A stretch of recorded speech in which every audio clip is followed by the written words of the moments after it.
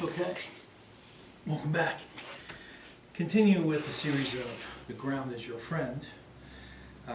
There's one movement that I like to drill, and that is called the turtle. Okay? So if you look at a turtle when it's flipped on its back, it reaches out, hand and foot, even uses its head too. So we're going to simulate that. We're also going to incorporate body motion in there and the alignment of left and right. Okay. How we'll do this from a sitting position. Okay. We're just going to go over to the side as if we're going to do a side roll. Okay. Here, reach out to here. All right. Keeping your head chin to chest always. Don't get into the habit of bringing your head back. Okay. So when that goes down, this goes up like a magnet. So you have this big V. Okay, so it's like this. You're going to go off to the side, and that goes there. Okay, and I like to keep that live toes going instead of just a dead foot. Now you're going to flip over. And you can just practice this here.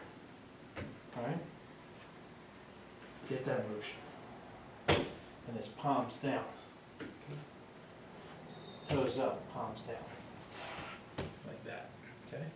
So if you're starting here, wide, reach for your friend, ground your friend, reach for some help.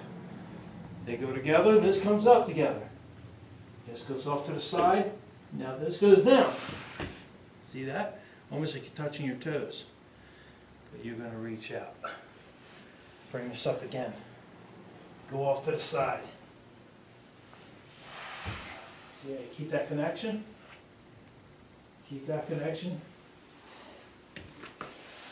So if you do this with a little bit of speed, it should really take no effort on the main torso.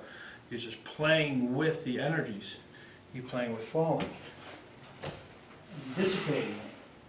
Whether it's this way or that way.